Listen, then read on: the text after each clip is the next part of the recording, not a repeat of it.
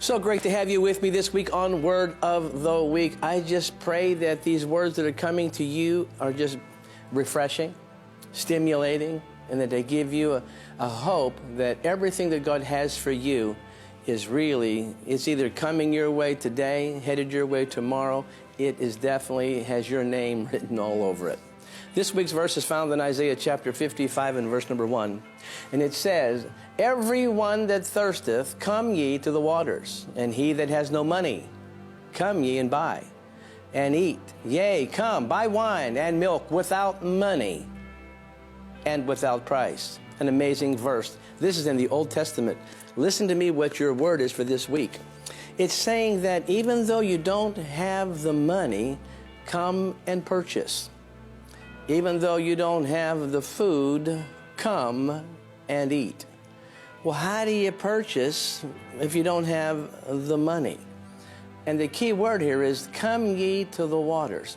In other words, what God is saying is a lot of times we let what we think is the problem be the problem, and that is no money, or that is no food.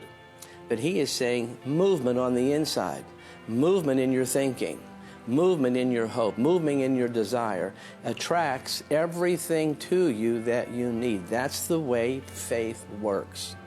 Faith doesn't work with things seen. Faith works with things unseen. And so your desire to, even though you don't have, but to take steps in the direction of what you're after.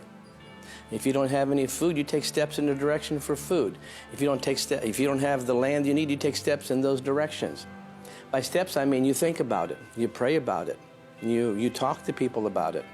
As you keep that alive on the inside of you, God sees you hoping, dreaming, planning, moving.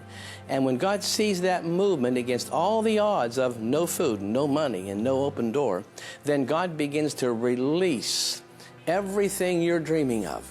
Here this is in the Old Testament, Isaiah 55 and 1.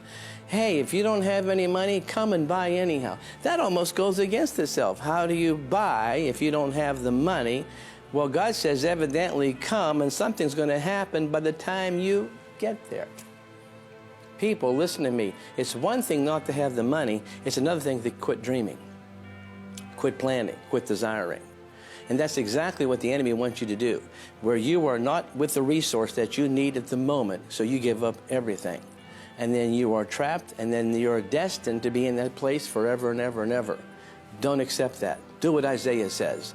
Until it comes in the natural, begin to think, begin to plan, begin to process inside of you everything that you're going to do whenever that food comes, that land comes, that job comes, that husband comes. Now's the time to get it moving on the inside so you can hold it on the outside. That's your word for the week.